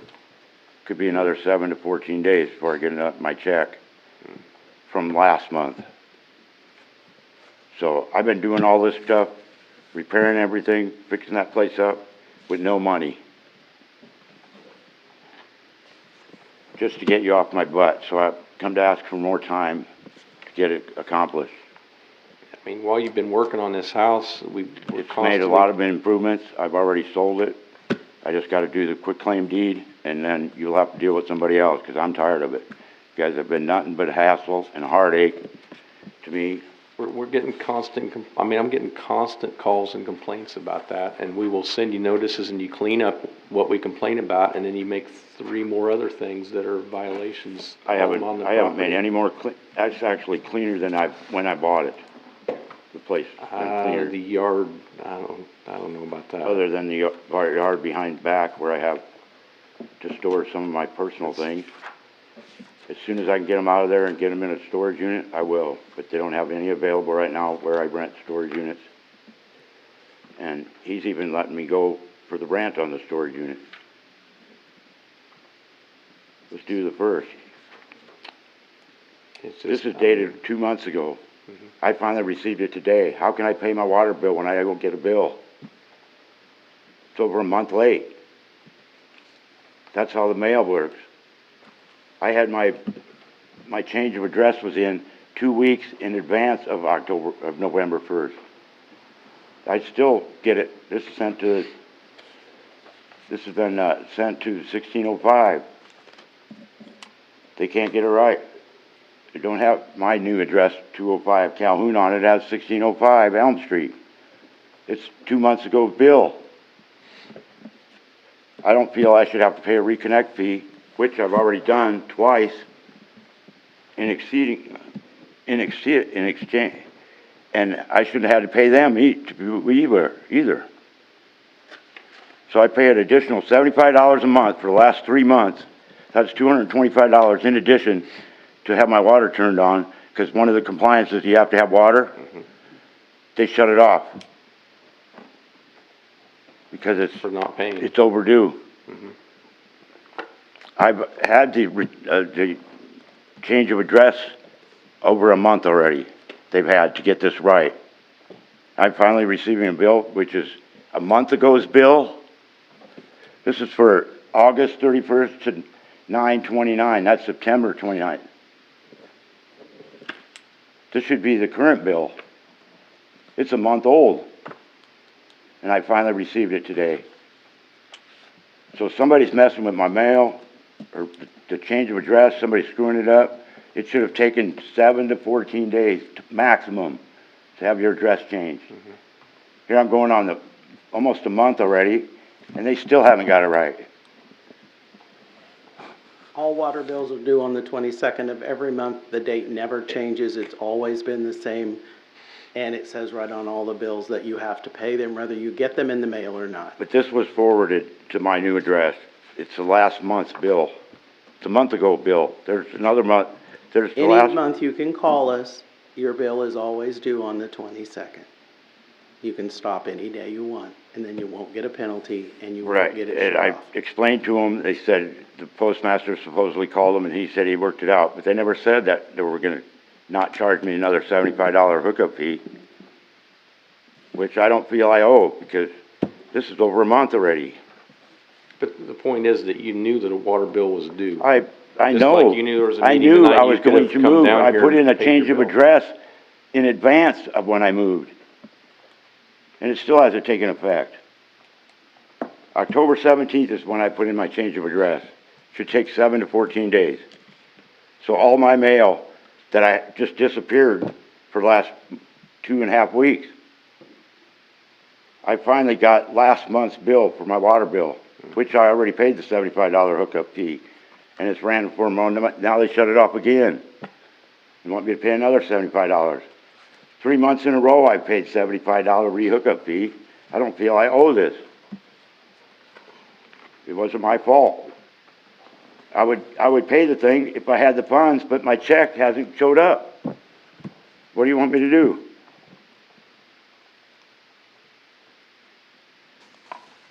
You know, I've had just barely enough money to scrape by out. People's generosity and kindness of their heart, they just give me money. They don't expect to be paid back. They know I'm getting screwed around. Hold on, I mean, there's a history behind, postmark- hold on for a second, because there's a history behind this, and with you. You had a previous house that we dealt with. Yes, and I For- bought this hold on. house, I bought this For house on a years. Friday, and I paid cash for it. Monday, it's being condemned. The previous owner owned We've it for been 8 cleaning years. that. Well, He owned it for previous 8 owner, years. I He think- never received a notice or anything. I think he Now all of knew a it sudden was he's coming and getting he condemned. just unloaded is what happened. He unloaded it on you. Okay. You had a previous, Okay, so hold he on, unloaded on me. hold on, you had a previous house, which we, the taxpayers, paid to have cleaned up. I paid to have it cleaned No, the up. taxpayers did, unless you've gone and paid that tax bill, I think it's still against that other property. You put a lien Multiple against my times, they property. came and cleaned that up. Multiple times, we did not get paid for it, and we had the city staff involved. We were getting complaints from the neighbor that you were taking their water, you were plugging in their outlets on the side of their house and I had had drop cords permission, over I there. had permission from my No, you neighbor. did not, because I've talked to several of the property owners They next did. door. You did not have permission to be taking and borrowing power or water from them. Okay, we tore that house down after years of dealing with it, and you not paying your property taxes for years on that property, or making improvements other than the roof so that the stuff that was in there wouldn't get wet. And then you turned around and bought another house and immediately started shoving it full of stuff and burning every day without a burn permit and without water turned on to premises, where we were having to send out the fire department. I was getting calls from all the neighbor ladies in the area constantly about it. You were notified repeatedly that you were violating a city ordinance and you were not supposed to do it, and you continue to do it. All that you started doing was you just wait till 2 a.m. and light it up. And then I get calls first thing in the morning that, hey, a fire's burning, I got soot on my vehicles and it smells down here and all that. And then we're sending you notice you have to repair in the house, but instead of doing repairs in the house, from what I could tell, mostly just stuff was getting hauled in that backyard again. Whether it's bicycles or railroad ties or a vehicle jacked up in the backyard. And I think where we're headed is we're headed where you were with the other property, where No, you're not. the city staff would have to come and I've clean it washed my multiple hands of it. times, I washed never my get hands of paid. it. I so quit claimed it. I just have to file the paperwork for a quit claim, and I sold it on contract. Okay. I don't even own On it anymore. contract? On contract? On contract. Well, if you're sold it on contract, then you're not quit claim and deeded then, because you generally don't do that until you've been paid in full. At least all the selling anything on contract I've ever heard of, you make Yeah. payments, and when you get done paying it off, then you finally get the title, but not before.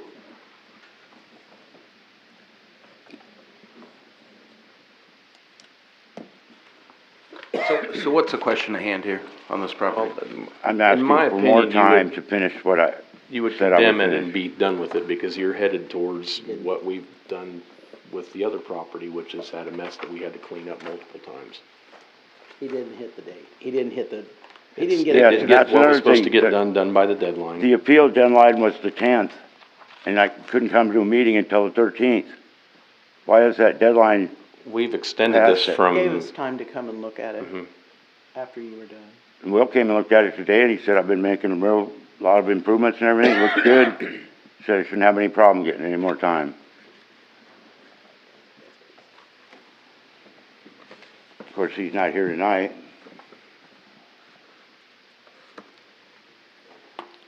But it looks a lot better than when I first bought it. It looked run down, and there's still some work to do, I understand that. But I just don't have the time to get up and do it with no funds. Is it livable on the inside? Is there a functioning bathroom, kitchen? There is, as soon as I get the water turned back on.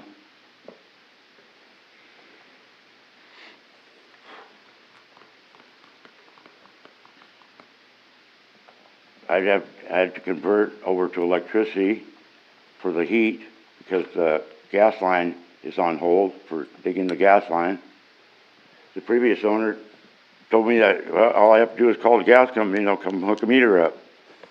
I call them, they want to pre-place the whole line. Well, what happens is if the gas is shut off for so many years and it's due, they will cap it at the main. They say the deck is condemned. There's nothing wrong with the deck. The supports for the deck were rotted because they used cheaper wood, and it was never weather-resistant wood. So it's rotted out before the other stuff is rotted out. They never sealed it, or Thompson Water sealed it or anything, so I'm in the process. I peeled boards up from the deck. I'm gonna replace the stringers. And once I do that, then when I put the deck back down, I'm gonna flip them over so that they're new again, and I'm gonna seal it. I already have the sealer bought, ready to go. I just can't afford to buy the 4 16-foot 2x8s that are green treated for the supports. So if you've sold it, you're gonna continue to work on it? Yes, I sold it in working condition with the new roof. Well, If we uphold the condemnation, then we put the sticker on the house and no one can live there. That's what happens. He can work on the outside or whatever. well, just to get things moving forward, I make a motion that we uphold and follow If through you with the uphold the condemnation. condemnation, I'm gonna appeal it. Cause it's a livable house. It's nothing wrong with it. The foundation is sturdy. There's no damage to it. The ones that were damaged, I filled and painted it. All the block work yesterday I painted without exterior paint. When are you gonna get the roof on it? Hopefully I wanted today to have the porch dried in, but I just didn't have So enough winter's time. coming, you're gonna get snow up there, and then you're gonna rot your roof out underneath. It's gonna It drip doesn't leak a inside. drop of water. The roof hasn't leaked a drop of water. I can't see that the way it's designed sitting there. Oh, just, It's Second. still lat and plaster inside, not sheet rock. I have no damage on the lat and plaster. Second. Okay, any further discussion? All in favor, say aye. Aye. Opposed? Aye. Aye. 6-3. Well, 4-3. 6-4. 4-3. So what is your final decision? Lori, Keith, and Todd? Yes. To uphold the condemnation. If you want to appeal it, it goes to the district court. You have to appeal it in the I will. district court. I will appeal it.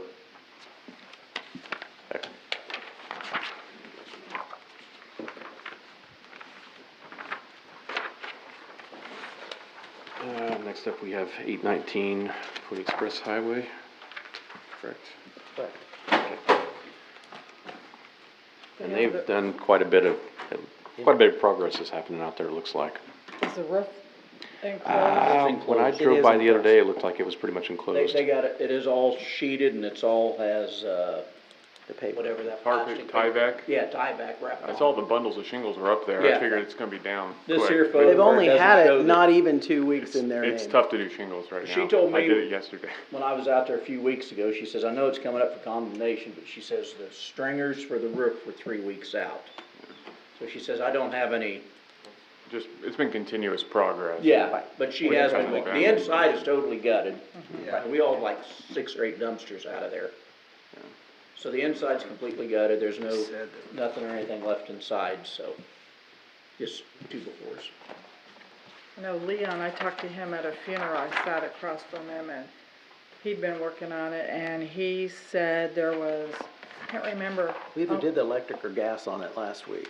Yeah, well, he said one way had some damage inside, the other way wasn't. Yeah, the west side's, I think, Yeah. fine. Yeah, so, They're really going now. yeah. Yeah, I guess I moved to pause condemnation till June 1st. There you go. It keeps it easier, it's the same. Any further discussion? All in favor, say aye. Aye. Opposed? Lori did. Okay. Okay. So where's it going? I can keep track of what you guys are up to. Trying. Okay, so now, those hearings were extended for those 2 resolutions, to November 8th. And these are the properties at 500 and 502. And 500, I think, is done. I think it's, yeah, that one's pretty much done. Yeah, and I think it actually could almost be rented inside. And 502, he said, 2 weeks, and it would be. If Dave called me today, he said, I can't be at the meeting, but if you give me 2 weeks. They were down there working today, I know. Yeah, and he said, I'll keep them there every day as long as you keep pushing it. So I think his biggest problem on 502 is that it has looks good. asbestos siding. And the guys want to put new siding on, they have to convince Dave, because you can't buy that. Yeah. So there's pieces that are broken they can't replace, so. Yeah, I see broken pieces. And you can't take that to landfill anymore, can you? Yeah, You can, Yep, it's not viable. but you just can't buy more to replace Yeah. the broken pieces.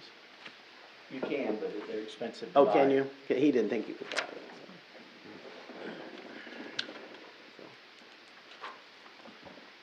So 502 is complete, 500. 500, sorry, 500 is complete.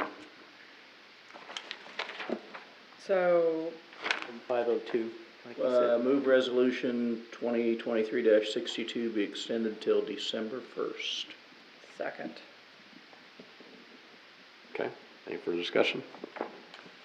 All in favor, say aye. Aye. Opposed? Okay, 7-0. Need to be 61, isn't Huh? it? 502 Jenkins?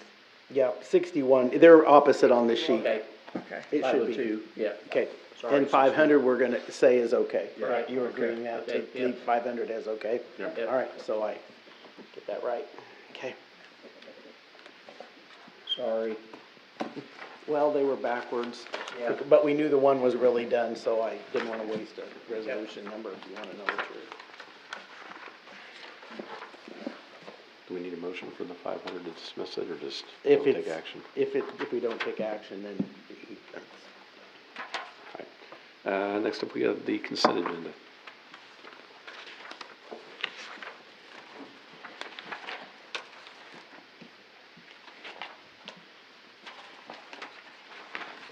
Move to approve consent agenda.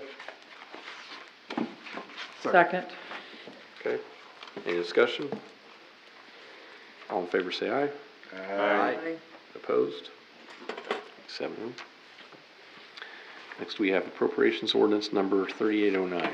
Move to approve appropriation ordinance number 3809 in the amount of $489,575.53.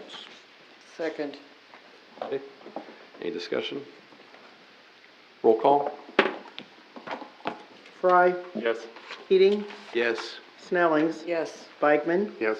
Garacki, Yes. no Price. Barron's, Yes. Brom, Yes. 7-0. Right, next we have Matt with the Police Department JAG grant. Matt? Good evening. Appreciate the opportunity to be here and speak with you. I promise to keep it brief. As you know, we try and apply for every grant opportunity we can and keep our equipment up to date.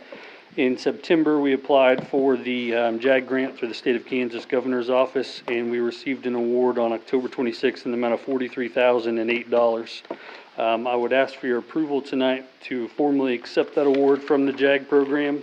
And then as well, in the same motion, to purchase 8 handheld radios in the same amount, $43,008 from KCOM of Manhattan. It's 100% funded grant opportunity. There's not a local match. Move to accept the grant and purchase the radios. Second. Okay, any further discussion? All in favor, say aye. Aye. Opposed? Who made that motion? I was not, okay, Todd, okay. Thank you. Just for the record, I was the quickest person up here tonight. Yes. Well, and I'd just like to thank you. I mean, we have gotten, or you have gotten for the city, a lot of grant money in the last year or two. I appreciate that. I think, we're at about $307,000 So I in, the was last curious 15 how much months. the total was. 307 right now, and we have 173 pending. So, Yeah. we'll get that 173 eventually. There you go. Thank you. Have a good Thank night. you. Thank you.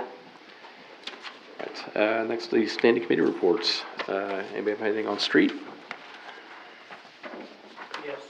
Yes. I seen Hall Brothers is in town, working on the county courthouse.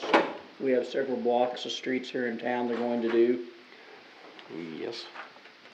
or will they be done before the weather drops below 50 degrees? They told me a week ago they'd be here in 2.5 weeks, so that's probably gonna be another at least week or a week and a half to start. If We're we want having them. them do streets? Yes, we are.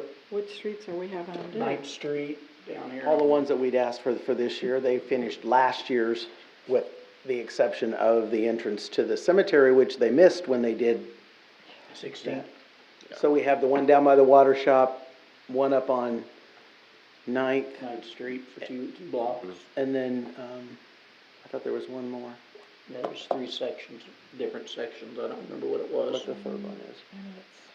And then they're supposed to do the street, which we hired them after that for the 17th, which.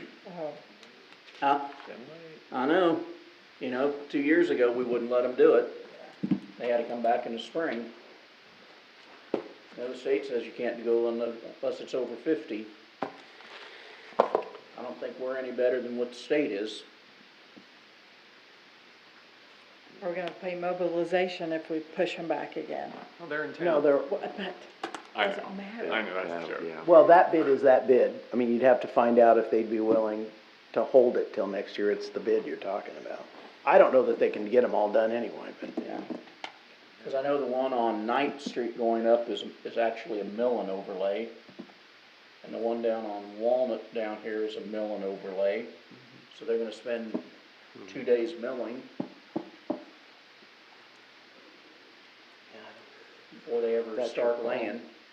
So You're leaning towards spring?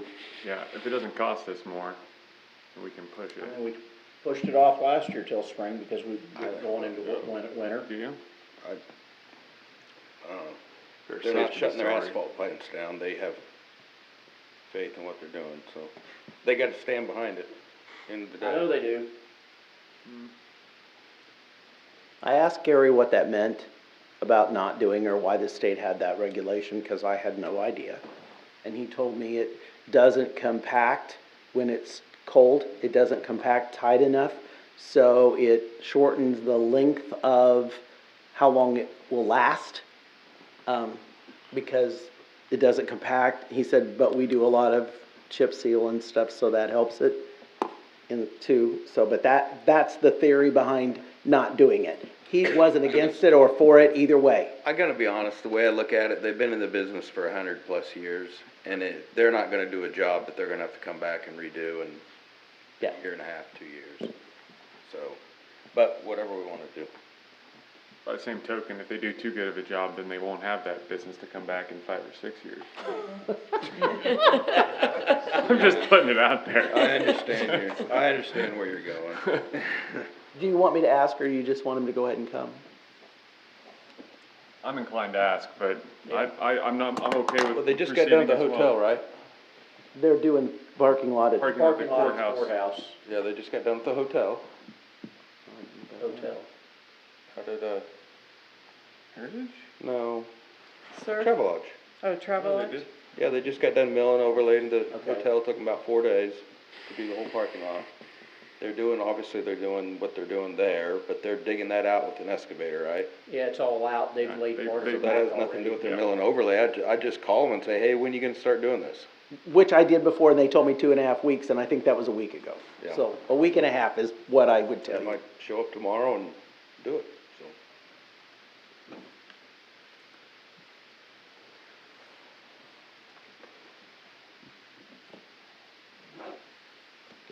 See if I they don't get know, that. it's, I just want it done, I want it done right. I don't want it to crack out or anything like that, and if they do, will they come back and fix it? If they'll stand behind it, Yeah. or we'll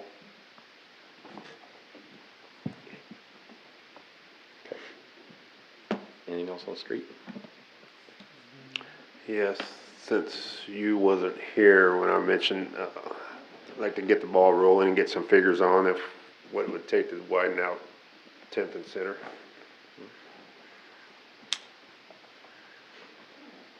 Depends on which way you wanna go. I want that thing wide. Which way? This way? East is the way it should go. Yeah, that's the way it should go. The way KDOT originally wanted to do it. KDOT doesn't live here. KDOT doesn't want to do other things that they should want to do.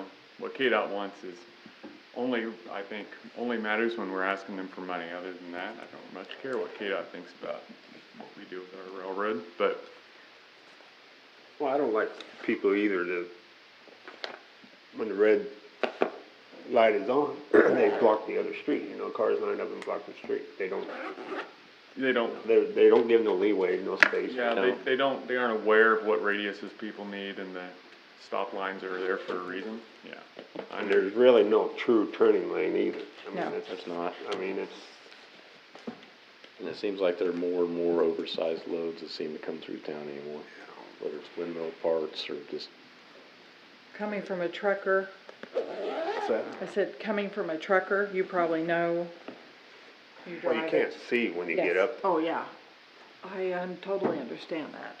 And it used to be, when they first put that turning lane type thing, you weren't supposed to even go in there. They were given tickets for you getting up there to turn. People ignore it. I know they do. I know. That's why I thought we should have put those little bollards there, the little rumbles, because they don't hurt a car, but they scare people, Yeah. and that's enough, frankly. Has that pole ever gotten hit before? I mean, it's. Concrete on the corner Yeah, has. Concrete's got messed up. There's been. And the stoplight. Stand at We the moved it around a crosswalk and couple see times. the excitement. I've been there. I walk through all the time. I think it would be to the betterment and for the flow of traffic coming from 77 Well, it would turning flow the there. traffic a lot better. Oh, yeah. It would. Should have built a truck bypass when they did the, I think that was suggested. it was talked about. I didn't even live here then, and I read about it, so. Yep. I'm just glad we got what we got. Well, I know, it's still better. I know, it's still better than what it was. There's a lot more But- trucks than there were then, 20 years ago. I think we need to explore it about widening it to the west, or to the east. To the east. Yeah. Well, I think we should widen it to the west, but. What I never liked about that is for one thing, they were gonna curve the road coming down 10th Street from the school, that which I think messes is more up. of a mess with school buses. And I never liked the idea that you're gonna come up on Broadway, then you have to look at traffic that's gonna be coming back and to your left. And they zip around that half block bad anyway. And you're gonna be looking clear back behind you instead of at a 90-degree, they're gonna be coming back behind you. Especially when school is And out. I actually it's think though, not the a good sightlines for area. pedestrians would be better if we did move 10th Street west there. Cause I try to get through there For with the pe- school buses. for pedestrians, I it mean, might. I'm more worried about pedestrians. Cars and buildings come, they go, but people don't come, they don't go. People get smushed. And I'm a lot more concerned about pedestrian safety all Well, and along I- there. People don't wait for kids at And I don't crosswalks. know either, I mean, when we talked about it in the past, the apartments were there, and there was a parking, kind of off-street parking there. Now, I don't know what the bank's plans are for that area, and if they, That parking's pretty broke up, and I mean, that whole thing. yeah, I'm eventually- just saying, I don't know what their plans are. I don't know if they plan on utilizing I've any of asked that them. for parking, or I don't know, what they're, what they're thinking with that area. I think there's probably enough room in the right of way there to move the road over sufficiently if west was the direction to go. You can go west. I've talked with a person that's in that building right now, and they're not a very big fan of having their parking area gone. I understand Because that. they basically would lose all that But for their building. I don't think it matters which way you go. Well, to the Somebody's gonna not be happy. Yeah, I was well, gonna to say the, somebody's- to the west, you've got an occupied building with somebody in it. To the east, you've got an unoccupied building that hasn't been occupied for about 20 years that's falling in on itself. Well, devil's advocate, you go east, it's a block building that's been so hacked up, it doesn't mean a hill of beans, little building, and then you go to the west, go to the east, and you've got a historic building with like, you know, potential. Full of So, black mold and, yeah. I Anyway, haven't inspected it, so I don't know, won't speak to that. anyway. That's it, that's all I got. Okay. Thanks, Steve. Anything else on street? No? Okay, water, wastewater? Boys just about done downtown, Cindy, on Broadway. Yeah, they're right now looking for the sewer line so they can tap in. They're on the west side, Mm-hmm. Where's that? at the county courthouse, Oh. or, Health department. sorry. Yeah, I think they finally got the fire hydrant. Boy, that was a rough go. Oh, I know. They pulled it out twice, but I think we finally got that, so they were looking for the sewer line. I seen them digging out there today, I didn't. Okay. Anything else on water, wastewater? Parks and Rec? Cemetery and airport? Police and fire? Admin and finance? You wanna talk about the meeting I don't know. We had a We meeting. did have a meeting, but with the Kester advisory board and. museum? Museum Ju- board and. Just the museum, Yeah. not the Just- block. It was just the museum, yes, Not the just the block. museum. Just the Museum museum. advisory and the Advisory and foundation. foundation. Yes. We still need to meet with, Right, block and we and the need, bus- when do you want? Because we gotta get that scheduled, yes, because we gotta get those contracts done. We're gonna do it soon. I know. Just not on Mondays or Thursdays. We'll figure it out after the meeting. Yeah. Yeah, because that's the next priority. Right, those But yeah, contracts. I don't know. I feel like there was a lot of brainstorming, a lot of ideas, but no No concrete solutions. solutions. So, Basically. we'll keep having the meetings, Yeah. see what we can figure out. All right, we'll try and line up a committee meeting then with the Kester, block advisory board. Okay, anything else in admin and finance? Could you get us some comparable cost per square foot from either other cities? All right, wouldn't you want? Every city I called, everybody told me that it had a historic, and none of those cities own buildings. Okay. Good idea. That's why I called them. And not any of them own Exactly. It really is. No, I mean, and that's what they kept saying, well, Abilene and all of those, but none of them own any buildings. But what I want to know is, in an average city of our size, and what a commercial building rents for per square foot, Okay. right? I got what they're written for in town here, I did compare I did Okay. get those numbers. Okay. So, those cities that have this historic district, who owns the buildings? They're all individually owned. They're owned by developers and people, none of them had any that were owned. I did find out, which I did not know, I was talking to the lady from Abilene, they have a person that just does the historic district, it's on the city payroll. But you can't so much as change your hot water heater without they have to have a board that approves it. And you can't so much as change your hot water heater without going through that board. So those businesses So that- they've kind of tried to circumvent that by making an admin something, so if it's something that minor, but otherwise, and they meet once a month. So there's I a think lot. that's as much as you wanna make it. That's why I Oh, I don't encourage know. everybody to show up to the educational session on the 16th. Yeah, no, I just was shocked that, that's what she told me, that's how it worked. I have no idea.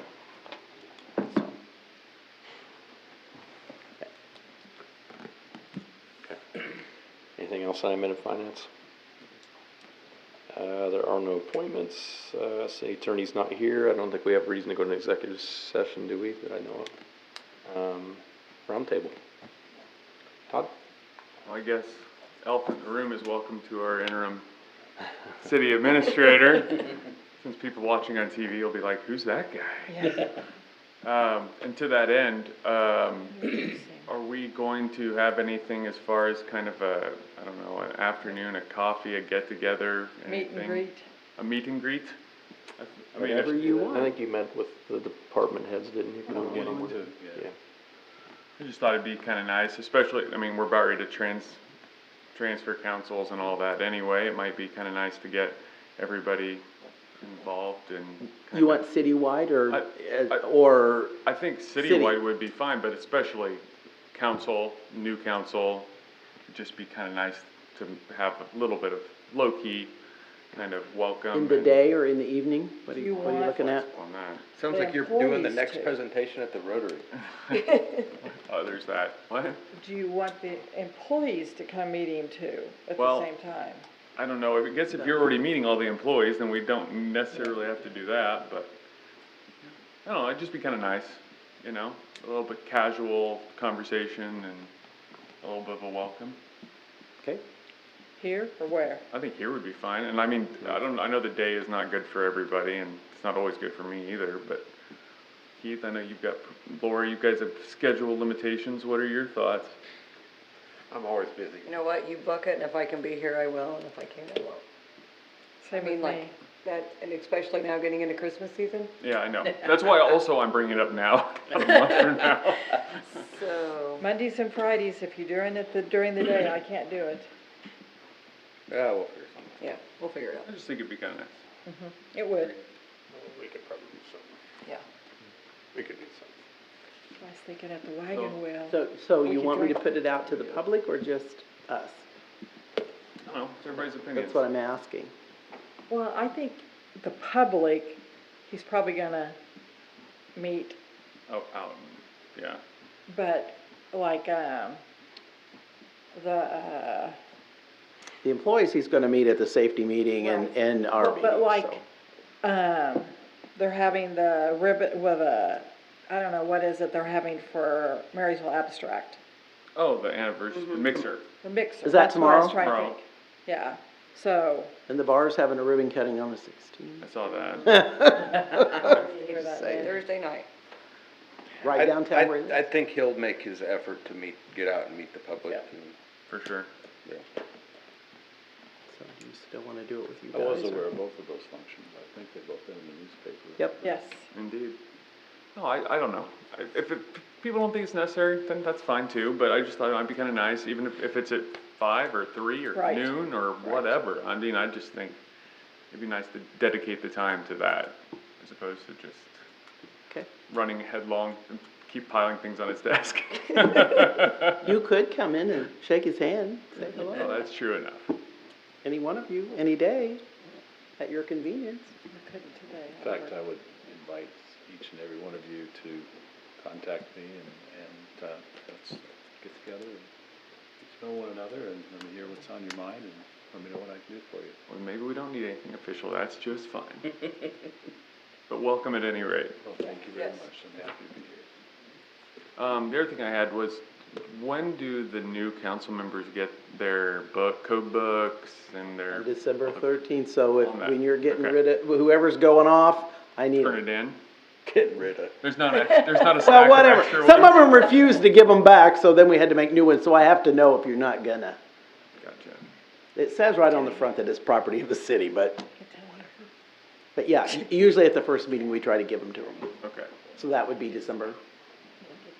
You did. And there's like, Love there's like a packet from the league too, right? There's it's our policy, actually, the governing body policy, Okay. that we Governing run body. copies of. Okay. Little And I do have some old handbooks from the league too. Small From the league, yeah. Okay. Okay, Jeff? All I got. The only thing I have, since we are a paying member of the Partnership for Growth, just a little update there. We have bought a parcel, about an acre in Blue Rapids, used to be the old Lockhart greenhouse. And we have a contractor lined up, and we're getting ready to start building some homes. Our price point, I think we know we can fit 3 on there. We might try to hit 4. Might have to do a little replotting of the property. Price point is in somewhere in that range of 170 to 200,000 for a 3 to 4 bedroom slab home. Kind of an initiative with the 1, infill housing, and 2, we've been talking about affordable housing for 30 years, 40 years, and we've never done anything in the county. We're approaching this from a community standpoint. We're not saying Blue Rapids, Marysville, Waterville, it's our community is our county. But we do have a contractor lined up that once he's ready to go and looking for property, we would love to do some work up in Marysville as well. So are you is Partnership for Growth gonna own these houses? No, The contractor's gonna own the houses and sell them? the contractor's gonna own the house and sell it. We are helping him out with the cost of the property. And we are in the process of developing a countywide land bank. Hopefully everybody can take advantage of instead of everybody trying to manage it on their own. So those are some things that are just kind of out there right now. But feel pretty good about that project. Jill, Lori? I will not be here at the next meeting. Cindy, that's your notice. I'm writing down right now. That's all I got. Well, it seems like every spring we get into the details of not blowing your grass clippings out on the street. I think this time of year, we ought to tell people not to blow their leaves out on the street. And it's bad. And then Got the to see the street, street sweeper coming. the gutters are getting pretty full with leaves, so it's about that time of year to clean up the gutters. I'm waiting for my guy to come do them. Kyle? Nothing this evening. Nothing? I have nothing this evening either, Kevin? Mr. Mayor. I don't know anything either. Move to adjourn. Second. All in favor, say aye. Aye. Opposed?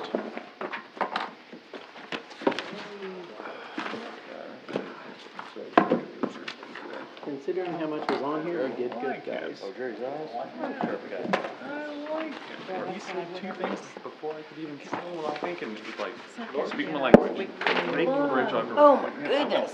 This guy and I are gonna. This is Chris, Oh, the no. newspaper lady. He's like.